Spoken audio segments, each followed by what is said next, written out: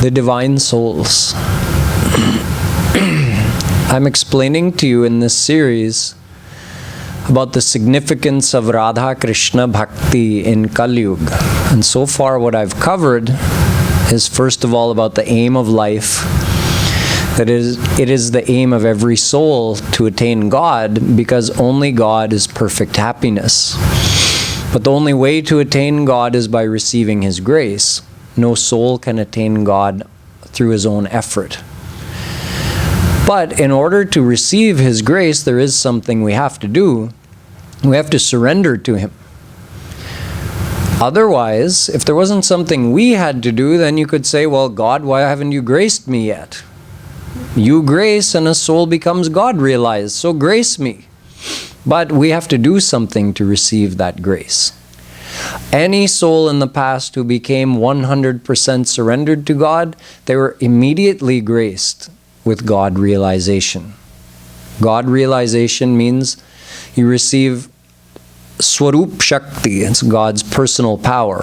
It enters into your mind, what we call Antahakaran in Sanskrit.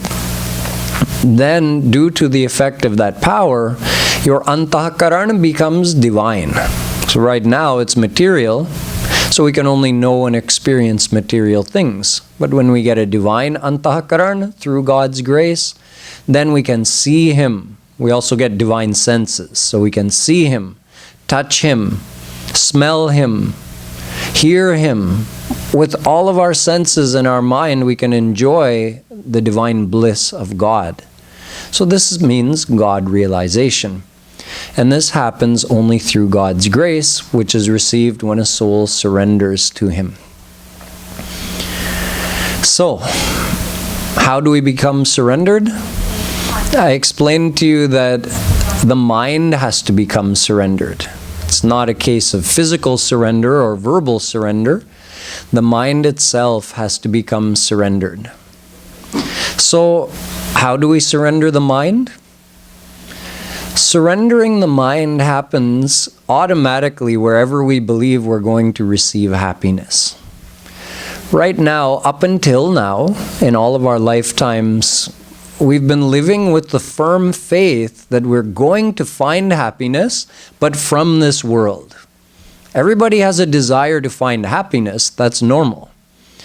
But our desire to find happiness has been directed towards the world because we look at the world and we see there's some amount of pleasure in the world, and we really believe, I will find my perfect happiness here in this world. Thus, we are fully surrendered to the world. Well, you could say not fully, there's some doubt, because we've never been satisfied. Although we've enjoyed this world many times in many different ways, we've never been fully satisfied, so we're always looking for more. So there's some doubt that, well, where really should I be looking to find perfect happiness? But up until now, the main force of our faith has been directed towards the world. But we have to surrender to God. Because our faith has been in this world, we believe we will get happiness from this world. Through that process of thinking about the world in this way, which we do every day, many, many times, what it has done is it's built attachment in the world. So our mind is firmly and deeply attached in this world. Yet the same mind we're trying to surrender to God. When Uddhavji came to the gopis, he was telling them, use your mind and meditate on formless God. Krishna had sent his friend Uddhav, who was a jnani. He was such an aspirant who meditated on the formless form of God, Nirakar Brahm. So Shri Krishna sent him to the gopis ostensibly to teach them. Meaning, he told Uddhav, go and teach the gopis how to join their mind with formless God. Then they won't miss me so much. But Krishna's actual reason for sending Uddhav there was so he could learn from the gopis. He went thinking he was the teacher, but in fact the gopis were already at a much higher level than him. So he realized that after some time, and he received teaching from them. So one of the things they said to him was, Udho man na bhaye das bis. Oh, Uddhav, I don't have 10 or 20 minds. I don't have multiple minds. I have one mind. और वो ले गया. तुम्हारा दोस्त जो है वो ले गया मेरा मन. तो किस मन से मैं तुम्हारे निराकार ब्रह्म का ध्यान करूं? मन है नहीं मेरे पास. So my one mind that I had, Shri Krishna stole that away long ago, and now he's gone to Mathura. So my mind is not even in my possession. How am I going to meditate on your Nirakar Brahm? I only have one mind. So we have one mind, and our mind is already given to this world, surrendered to this world, attached in this world. So how are we going to surrender that mind to God? Because of this problem, we have to understand more about the nature of the world. So far, the talk of God is mostly theoretical for us. To some extent, or you can say to whatever extent a devotee has risen on the path of bhakti, he gets actual experience of God.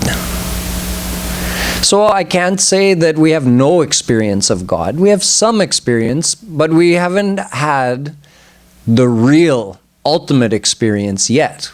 That's God realization. When that happens, then Krishna never leaves you.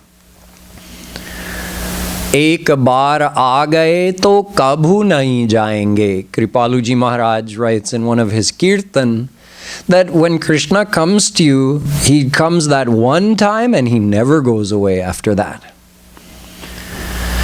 So, we haven't had the ultimate realization of God, but to whatever extent we have risen on the path of devotion, we have some experience of Krishna's presence in our life. But most of it, you can say, our mind might be partially attached to Krishna, but the majority of our attachment is in the world. And hearing that God is perfect happiness, He is the perfect happiness that we desire from deep within. That makes sense to us intellectually, but since we can't immediately have that divine experience, we have to proceed in that direction and become qualified to receive that divine experience. So it's somewhat theoretical for us, but the world is sakshat. It's right here in front of us. We can enjoy it anytime we want, at least depending on whatever means we have to enjoy the world. The world is right here. We can taste it, smell it, touch it, see it, hear it. So it's like we get an immediate gratification from bringing our senses into this world. We get stimulus through our senses that excites our brain, and we feel some kind of pleasure from that. We call it pleasure, we call it happiness. Now, because that is so readily available, and the world is always right there in front of us, and God, for us right now, although He's omnipresent, He's unseen by us. So the world is a much more immediate attraction, and God is a more theoretical attraction, you can say. It means that in order to transfer that surrender of our mind, which is already in the world, towards God, we not only have to think over and over again that God is mine, Krishna is mine. He is true happiness. If I attain Him, I'll attain perfect happiness. We not only have to keep thinking that again and again and again to make that go deep into our mind, we also have to understand about this world, because the mind has been believing for so long that perfect happiness is in this world. It's not going to easily give up that belief. So how is it going to release that attachment so that it can attach its mind to God?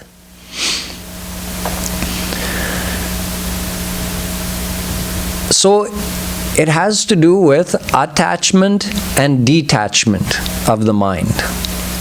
Right now our mind is mostly detached from God and attached in the world. We need to start transferring that attachment from the world to God. There's a story that illustrates the true nature of detachment. Detachment is not only about physical renunciation. True detachment is mental renunciation. One time a king was overcome with a sense of renunciation from this world. He seated his son on the throne, left for the forest, went to an ashram, found a saint, and asked him, can you give me some guidance? I've left everything. Please tell me what to do. The saint said, come back to me when you've renounced everything. The king said, what do you mean?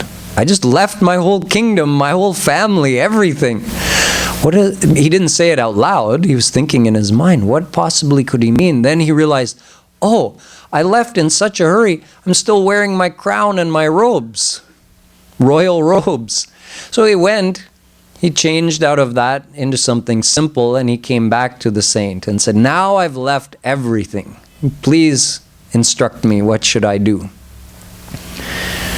The saint said, I told you, do not come back to me until you've left everything. The king was thinking, but what else can I give up? I mean, it will be embarrassing if I come before him without my clothes. But maybe that's what he means. So he discarded his clothes and came back before the saint. And the saint said more sternly this time, I told you to leave everything, then come back to me. You still haven't left everything. So the king, now he was in deep thought. He went off away from the ashram into the jungle, and he thought, he was kind of sad that what else do I have to give up? Only thing left I have to give up is this body. Okay, I'll fast until death. He sat down, not eating anything, not drinking anything. Now, all this time, the saint was watching him internally. He was watching his disciples' inner state. When the king became truly humble and detached from the world from inside, then the saint came to him.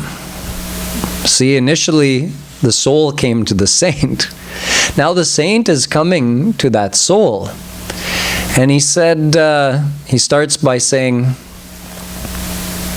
he found the king sitting there with his eyes closed, so he calls him. He says, O Vairagi, O one with no worldly attachments. The king didn't open his eyes. O Tyagi, O the one who has physically left everything in this world. The king still didn't open his eyes. And he says, O my Shishya, O my child, O my disciple. Then the king opened his eyes. You see, the thing the saint wanted him to renounce was his pride of having renounced everything. So it's not about physically renouncing, it's about the internal state of attachment. And even after having left everything, we should also not have the pride of having detached our mind from everything. That is true detachment. There's actually two sides to attachment. There's the positive side and the negative side. The positive side we call rag, and the negative side we call dvesh. Rag, you can say love, and dvesh, enmity or hatred, dislike for someone. Both are types of attachment though. And there are two divine examples that illustrate this. One on the positive side, the gopis. Chitta dekhun tit shama mayi hai. The gopis say, wherever I look, I see Krishna everywhere. Why? Because in their heart, they can only think of Krishna. Why? Attachment. They're so attached to him. He's always in their mind, in their eyes. They see, wherever they look, they see Krishna. Through rag, they attach their mind to Krishna through positive attachment of the mind, through love. Kans had a similar state, but the opposite side of the coin. Kans was so afraid of being killed by Krishna that he was in constant fear. Oh, Krishna might be coming from that side. Oh, he might be coming from over there. Someone brings a thali with food for him to eat.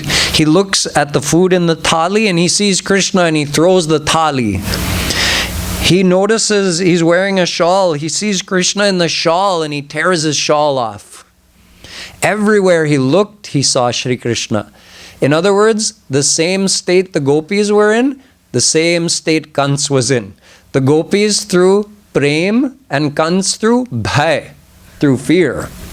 But either way, yena kena prakarena manah krishne niveshayet. Rupa Goswami says, whatever way you attach your mind to Krishna, you'll attain him. See, the gopis attained Krishna. What did Kans attain? He went to Krishna's divine abode also. After Krishna, quote unquote, killed him, he really just sent him to his divine abode. Why did Kans get to go to Krishna's divine abode? Because he also had his mind 100% attached to Krishna, even though it was the negative side of the coin, fear. Shishupal had so much dislike for Krishna, he couldn't stop thinking about him. You do that in the world, right? The one you love, you can't stop thinking about. The one you hate, you can't stop thinking about. It's two sides of the attachment coin, rag and dvesh. Both are forms of attachment, and the proof is that the one you dislike, you think about just as much as the one you like. So both are attachments. Whoever you love or hate, your heart actually melts for that person and they enter your heart. Sama jaate hain aapke hriday mein. Like wax. When you don't love or hate anyone, then the thing can't enter your heart. If you love someone, your heart melts for that person, just like you melt wax. Then into that melted wax, let some powdered color go and mix it in. Now you can't separate the wax from the color. The two became one. That's what happens when you love someone, your heart melts for them and they enter into your heart. When you hate someone, the very same thing happens. Your heart melts and they enter into your heart. They become a part of you, actually. So this is two sides of material attachment. It's the same thing with divine attachment. If you love God, your mind gets attached to him. And Kans feared God so much, his mind got attached to him. Shishupal disliked Krishna so much, his mind also got attached to him. So no matter which way someone attaches their mind, they get the result of that thing. You see, we attach our mind in the world through rag and dvesh, thus we keep attaining this world. We keep being reborn in this world again and again. If you attach your mind to Shri Krishna, any which way, you will attain him. So this is how attachment of the mind works. Yam yam vapi smaran bhavam tyajatyante kalevaram tam tamevaiti kaunteya sada tadbhava bhavita. Gita. Shri Krishna explains it so clearly to Arjuna when he says, whatever you've been thinking of with emotion in your life, either with love or hate, you become attached to that thing, and that's the thing you're going to remember at the time you leave your body, and accordingly, you'll be reborn. So whatever we dwell on with rag or dvesh, we become attached to that, and that is what we attain. And as I've been explaining to you, our attachment is currently, for the great majority, in this world. Thus, if we were to die right now, we would be reborn in this world. We would attain Maya yet again, not God.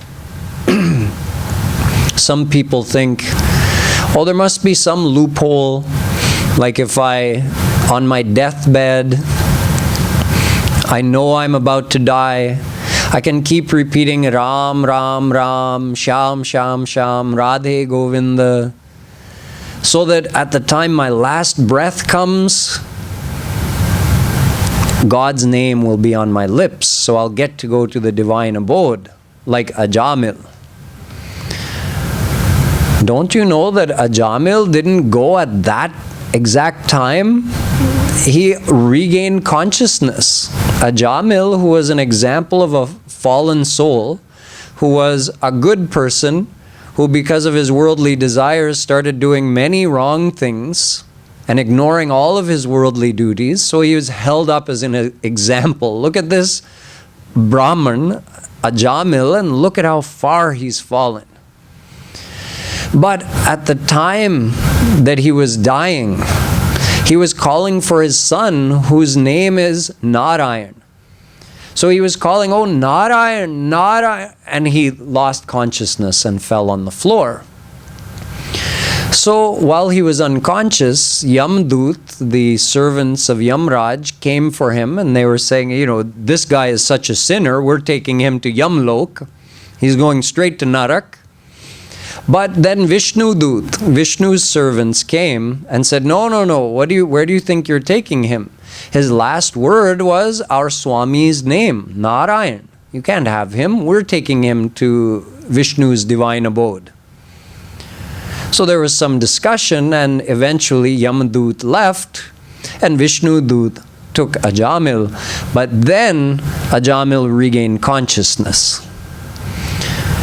And this vision he had had while he was unconscious, it changed him. It made him realize the error of his ways. And he decided to go to Haridwar and sit on the bank of Gangaji and only do devotion to Krishna. And within 1 year, he fully purified his heart. He transferred all of his worldly attachments to Shri Krishna, and he became completely surrendered to him. So after that 1 year, then he received Shri Krishna's grace and became God realized. He left this earth planet and went to the divine abode. So you see, it was also a process for him. He didn't get a loophole. He wasn't free from doing the work of getting your mind attached to God and surrendered to God. So we also have no such loophole. Antakale cha mameva smaran muktva kalevaram yah prayati samadbhavam. Shri Krishna says at the last minute, Antakale, as your soul is leaving your body, if you remember me at that time, you come to me. But what do we remember at that time? If we're not attached to God, we won't remember Him. Our mind is not consciously thinking anything at the time our soul leaves our body. Our conscious mind is not active, so it's our subconscious, in our deeper mind where our attachments are stored, just like when you dream. What do you think of? You're not consciously thinking of anything, you're subconsciously thinking. And where does your mind tend to go around? In the objects and people of your attachments. So just like that, at the time you're leaving your body, you're going to remember that which you're attached to. You're not going to remember Shri Krishna. So you won't go to Him, you'll be reborn in this world. Unless you succeed in fully attaching your mind to Him before you die, then you'll go to Him. So, there's no such loophole of just taking God's name at the last moment, because that last moment is only your last breath. It's your last word, your last moment of consciousness. So you lose consciousness, fine, you're still breathing. but you're in the process of dying. Okay, now you stop breathing, but your heart is still beating. Eventually your heart stops beating. Are you dead then? Medically, yes. Spiritually, no. Your soul still hasn't left your body. Shri Krishna says, when your soul leaves your body, antakale chamameva smaran muktva kalevaram, when you're leaving your body, then you have to remember him. So, your consciousness was lost long before that. Thus, whatever attachment is there, that's what you're going to think of. So you see the importance of the attachment. Where are we attached? It has a great importance. Someone can't just think, oh, I'm going to put a tilak on my head. Means I'm a Vaishno, so then Yamdut, when they come for me after I die, they'll see, oh, he has a tilak on? We can't take him. He's a Vaishno. It doesn't work that way. It only depends on the attachment. Someone else thinks, oh, if you die in Kashi, you go straight to the divine abode, because Kashi is Shiva's divine city. Kabir Das said, he lived his whole life in Kashi. He said, I'm going to go outside of Kashi to die. These fools come to Kashi to die. They live their whole life with their mind attached in the world. They think just by coming at Kashi to the end, they're going to go to Bhagwan Ram. No, no such thing. Some people think that I'll do like Bhishma Pitama. He waited until Makar Sankranti to leave his body, because that's Uttarayanam, the beginning of the light half of the year. So people think, because in Gita it says, Yatra Kale, Shri Krishna uses the word Kal. Oh Arjun, now I will tell you, Kal here doesn't mean time. It means Kis Marg se. Kal here means by what path will you go? But people translate it literally as if Krishna is saying, now Arjun, I'm going to tell you according to what time you die, where you'll go afterwards. Will you go to the divine abode of God, never to return under the bondage of Maya? Or will you remain under the bondage of Maya and be reborn in this world? I'll tell you, because it depends what Kal you go by. And he even uses the word Uttarayanam and Dakshinayanam. So the year is also divided into Uttarayan and Dakshinayan. The light 6 months and the dark 6 months. And Krishna uses this as a metaphor. He says, if you go by this light path, then you reach to God and you don't come back. And if you go by the path of darkness, you may go somewhere in Swarg, but eventually you come back here. So what is the path of light and the path of dark? The path of light is simply bhakti to God, getting your mind attached to God. And the path of darkness is everything else. Krishna even says that Dhan is the path of darkness. Vedic rituals are the path of darkness. Swadhyaya is the path of darkness. In other words, doing good actions are good. Gaining spiritual knowledge is good. Following religious formalities is a good action. However, done without attachment of the mind to God, it still results in your rebirth in this world. Only if your mind is attached to Him, you go to Him. So you see, there's no loophole. We have to get our mind attached to God one way or another. And in order for our mind to do this, it has to understand about the elusive nature of happiness in this world. Because our faith has to be changed. One side of it is understanding that the saints and scriptures tell us true happiness is only in God. Okay, but we still need to know, what about the happiness that I enjoy in this world? What is it like? What is it about? why do I feel happy when I enjoy the pleasures of this world if the scriptures are telling me, no, that's not real happiness. Real happiness is in God. Okay, explain it to me. Why is it not real happiness? In fact, Vishnu Puran says, Tasmad dukhatmakam nasti naiva kinchit sukhatmakam. There is not even a tiny drop of dukh or sukh in this world. It seems a rather strange statement to us who undergo so much dukh and sukh every day. Dukh meaning suffering, sukh meaning pleasure. Our everyday is filled with many kinds of sukh and many kinds of dukh. Yet Vishnu Puran is saying there's not even a fraction of happiness in this world, nor is there a fraction of unhappiness anywhere in this whole world. There must be a reason behind it. Veda Vyasji has written it. He is Bhagwan ke avatar.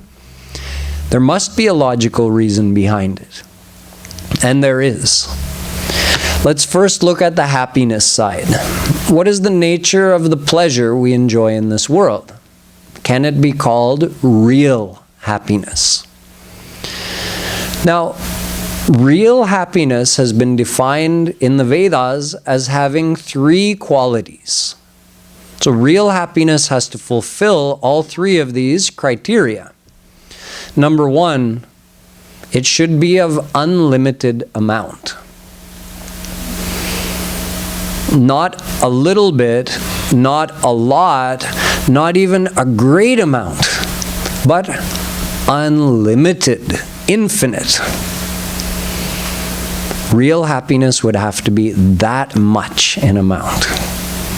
Does the happiness of this world measure up even to this first criterion? No. That first criterion, that happiness should be unlimited. Think about it. When you enjoy something, what's your first thought after enjoying it? How can I get more of this? So if you can think of getting more of it, it means it's certainly not unlimited. If you had an infinite amount of that happiness, then how could you think of getting more? You couldn't. It would be impossible. You'd be totally drowned in enjoying that unlimited happiness. But because it's not unlimited, you can think, okay, I got this much. Could I get more? Yes, I could get more. I want to get more. If you get more, then what happens? You think of getting even more. If you get even more, then what happens? You think of getting more than that. Girir mahan girir abdhir mahan abdhir nabho mahat nabhasopi param brahma tato pyasha duratyaya. Veda Vyasji writes about worldly desire that it's even greater than God. Why? He explains that a mountain is great. Girir mahan.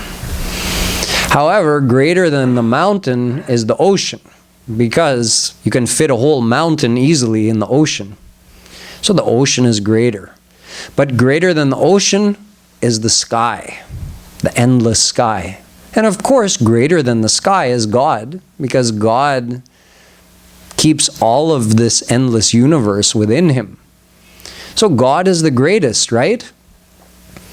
No. Worldly desire is even greater than God. You know why? Because God can be attained, but a worldly desire can never be fulfilled to your satisfaction. It's never happened in the history. It will never happen. I challenge you to bring me here one person who has attained so much in this world that he's satisfied. He said, I don't need anything else. I have no more desires. No. Every desire that we have and we fulfill it doesn't finish. It comes back again. Jas jas surasa badan badhava, tasu dugun kapirupa dikhava. Just like when Surasa tried to swallow Hanumanji, he made his body big, so big she couldn't swallow him, twice as big as her. So she also doubled the size of her mouth. Hanumanji doubled his size again and went on and on and on. This is what happens with our desires. We have a desire, it's of a certain limit. So to fulfill that desire, we need a certain amount of enjoyment. Let's say we get it. Is that desire finished? If it were satisfied, then it would be full, right? You fill it up, it's done. You can't fit anything more in. Okay, I'm satisfied. I feel whole and complete. No. It comes back with more greed. We call that greed. Dhyayato vishayan punsa sangasteshu pajayate sangat sanjayate kama kamat krodho bhijayate.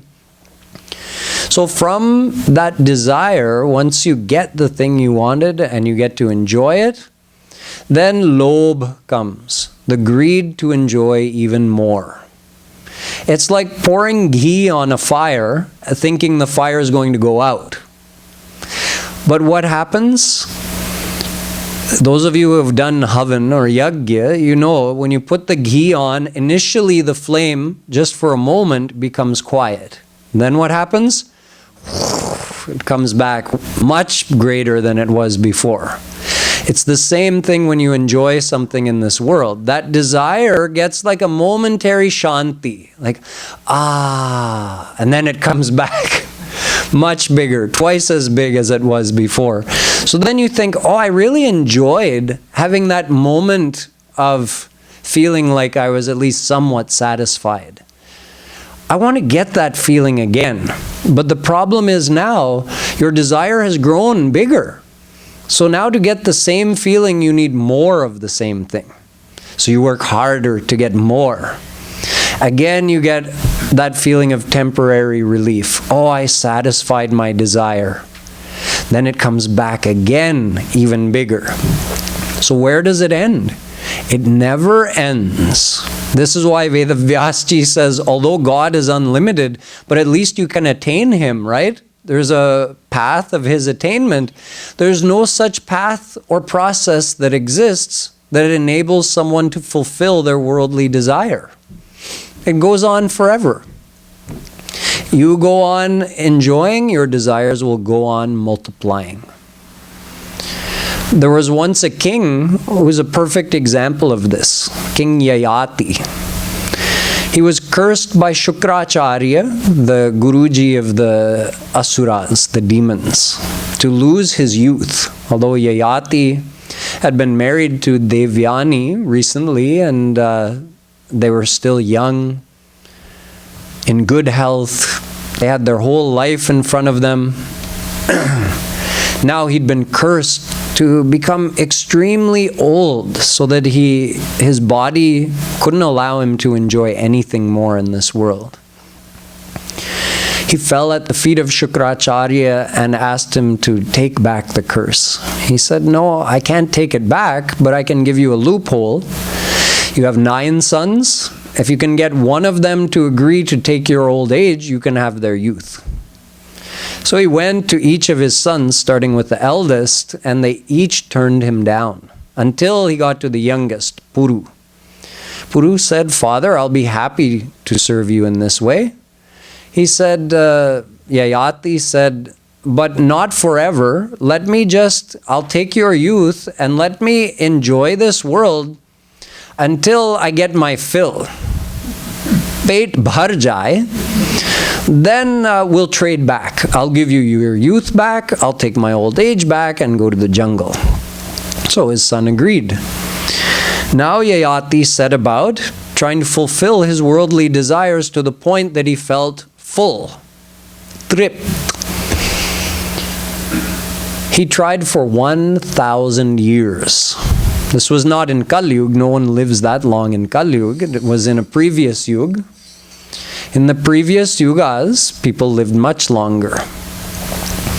So for 1,000 years, he put his full effort into enjoying everything at his disposal. One morning he woke up next to his beautiful wife, Devyani, and he said to her, Yat prithivyam vrihiyavam hiranyam pashava striyah nalame kasya paryaptam tasmat trishnam parityajet. Bhagavatam. He said, through my experience, I've come to this firm belief that even if you were to give one person all the wealth, all the sensual enjoyments, all the possessions, all the friends in this entire Brahmand, they would still want more. So if even that much isn't going to satisfy, then how much do we need? He said, this is not working. I'm no farther ahead now than I was 1,000 years ago. In fact, the only thing I've multiplied is my desires. I haven't multiplied my sense of happiness or contentment. That same sense that I don't have enough is there, like a hole inside we're trying to fill. I haven't succeeded even one iota in filling that inner lack, even though I've enjoyed the outer world again and again for so many years. So enough is enough. Puru, you take your youth back, I'm going to the forest. So we see that there's no such thing as enough in this world. The millionaire wants to become a billionaire. The billionaire wants to become a multi-billionaire. Even the one who has the most money in the whole world, he thinks Kuber, the god of wealth, he has more than me. Even in Swarg, they're not free from this jealousy that we have. Indro vanchati brahma padam.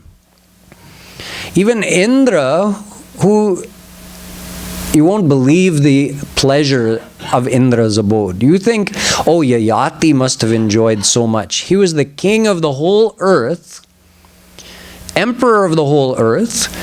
All of his subjects were favorable to him. He had his health, his youth.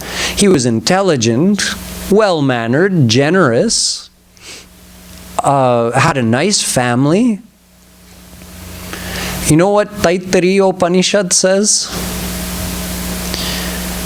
Saishanandasya mimansa bhavati yuva syat sadhu yuvadhyayakah ashishto dradhishto balishto tasyayam prithvi sarva vittasya purna syat sa eko manusha ananda.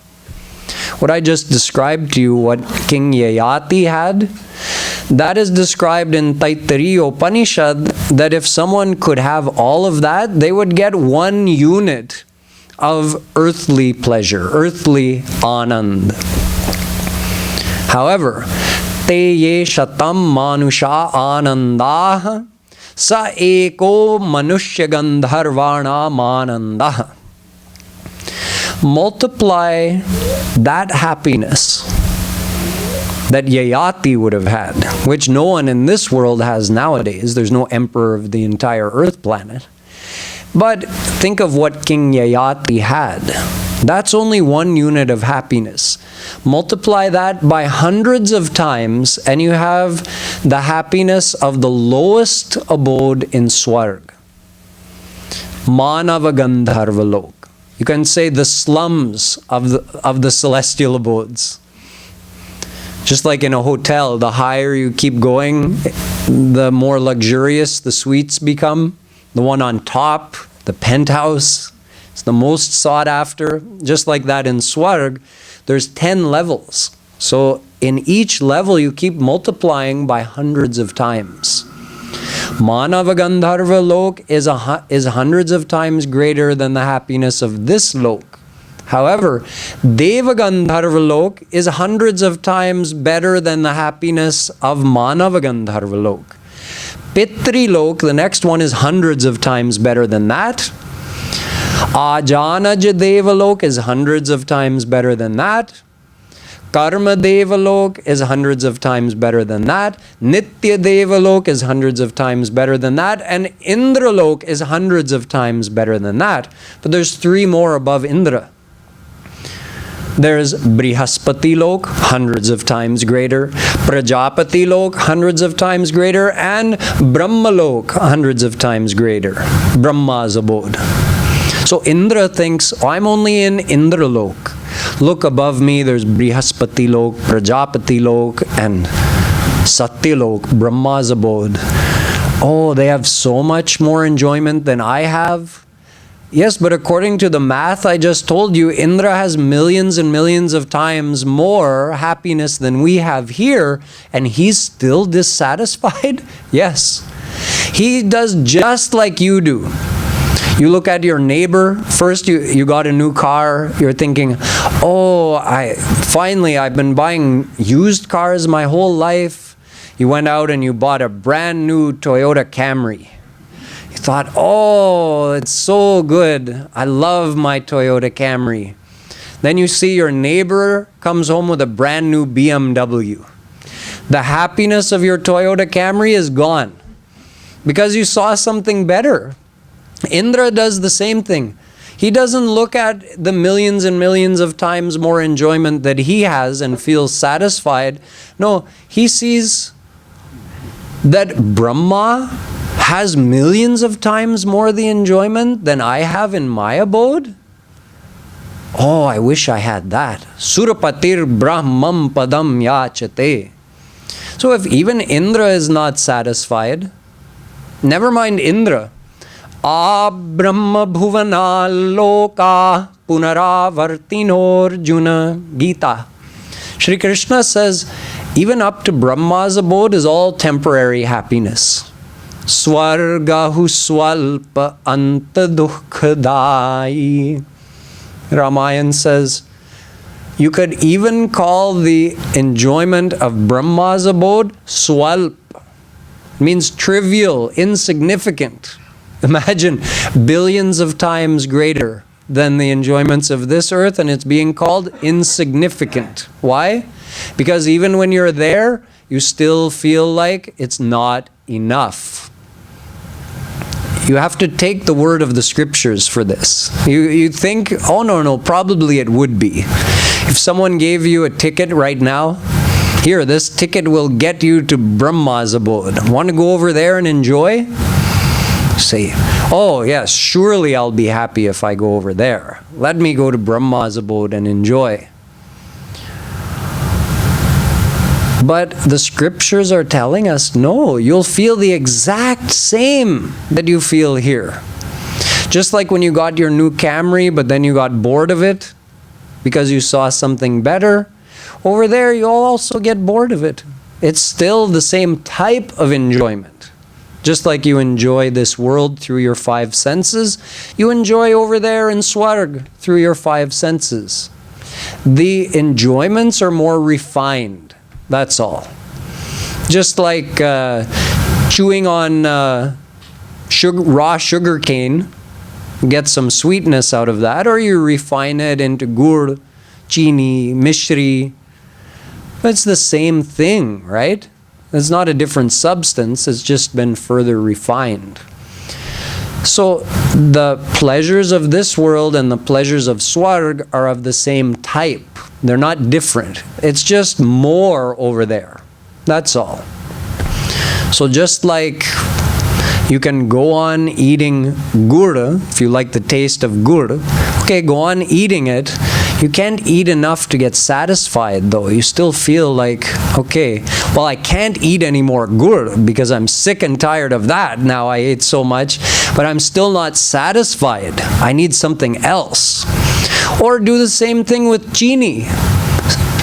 You'll still reach a point where you're sick of it and you still won't be satisfied by that point. The same thing happens in Swarg. It's the same kind of enjoyment, just more refined from what we get to enjoy here. So we see that this material world, it extends beyond our Mrityu Lok. It goes all the way through those 10 abodes of Swarg, but all of that is within the realm of Maya. So all Mayic enjoyment is of the same kind. It's all limited. So no matter where you go within Maya, all enjoyments will be limited, which means all material happiness fails that first criterion that true happiness must be unlimited. That's why we can't get enough, because our true desire is for unlimited happiness. So until we get unlimited happiness, we can't be satisfied. Of course, the other reason that we're not satisfied by the material happiness, even in Swarg, is because all of that happiness is material and our true self is divine. If we were this material body, then we could be satisfied by the material world. But since we're the divine soul, no amount of material pleasure can satisfy us. Because we're not looking for material pleasure, we're looking for divine pleasure, divine bliss. So it doesn't matter if it's the wrong thing, right? You're looking for divine happiness. That's what you want as a soul. And material pleasure is of a different kind. It's not unlimited, it's not everlasting, it's not divine. So whether you have a little bit of material pleasure and you try to enjoy that, no, it's wrong. You get the feeling, okay, I could call that enjoyment, but it's not enough. It's not the right thing. There has to be something else. So you get a little bit of the wrong thing, you feel it's the wrong thing. You get a lot of the wrong thing, still feel it's the wrong thing. So it doesn't matter whether you're a beggar or if you're Bill Gates, you feel, I don't have enough. So you understand the first criterion, that true happiness should be unlimited. The second criterion, true happiness should last forever. That's an obvious one. Who has ever found any happiness in this world that lasts forever? For one, the thing or the person who's giving you that pleasure won't live forever. Eventually, every object is destroyed or lost, and every meeting ends in separation, eventually. And even if you had the person, okay, let's say, no, I want to stay with the same person forever. I want to keep all of my possessions forever. Let's say that was possible. Then try to keep enjoying that same thing forever. Will you keep getting the same enjoyment from it? No. Take a simple example. You like rasgulla. Okay, eat rasgulla then. Start eating 1, 2, 3, 4, 5, 6. How many will you eat? Even if you can eat 100, eventually you reach your limit where eating rasgulla is not giving you happiness anymore. Everyone has a limit. It doesn't matter how petu they are. They have a limit. So when they reach that limit, that rasgulla isn't making them happy anymore, they stop eating. So you see, that same thing, even if you have an unlimited supply of rasgulla, it won't give you happiness forever. You reach a point where you had enough. It happens with visual things as well. Maybe you have a painting you really like. Okay, keep looking at the painting. Eventually you get bored. You can't keep looking at the same thing for a very long time. Even a person you love, keep looking at that person's face that you love more than anyone in this world. You can't live without them. But if I put a brace on your head so that you can't look away and make you keep looking at that face of that person you can't live without, after an hour of staring at their face, you'll think if I have to look at their face for another minute, I'm going to die. We get bored, right? We get bored with everything. So this is the nature of worldly pleasures. They become boring to us and we need a break from it. Then we can come back after some time and enjoy it again. So it means that no matter how great the pleasure, it doesn't last forever. And even if we have a lot of that thing and we can supposedly keep enjoying it, it doesn't keep giving us the same level of enjoyment. So we see worldly happiness also fails the second condition. The first condition, it should be unlimited. It's not unlimited. The second condition, it should last forever. There's no worldly happiness that lasts forever. As you go on enjoying, it goes on decreasing, and eventually it ends. And the third criterion is that it should be ever increasing. Pratikshana vardhamanam. True happiness, the more you enjoy it, the better it gets. It goes on multiplying. No such thing in this world. We know the first bite is the best. Every bite after that gives you a successively less amount of happiness. The first bite is the best. If there's a song that you love, maybe there's a new Bollywood song out, something that you really liked the first time you heard. What if I just put it on repeat and you had to keep listening to the same song for 10 hours straight? That same song will not, it's not like your enjoyment in hearing the song is going to go on multiplying every time you hear it. No, it goes on decreasing until you get to the point where it becomes torture if I make you keep listening to that song. Imagine, the same song gave you so much happiness, the same song is like torture for you. This is the nature of worldly pleasure. Instead of increasing, it's ever decreasing. Like the moon, after the full moon, what happens? It goes on decreasing until it disappears altogether. Like a river that's running to the ocean and everybody's taking water out of it for irrigation. Eventually, that broad river becomes a stream, becomes a little trickle, and disappears altogether. This is what happens with worldly enjoyment. So we see from this point of view, worldly happiness is not considered to be real happiness according to these conditions set forth by the Vedas. Now, there's more to understand about happiness. Why, even though Vedas telling us that's not real happiness you're getting from the world, then why do we find it pleasurable? That's one question we have to answer.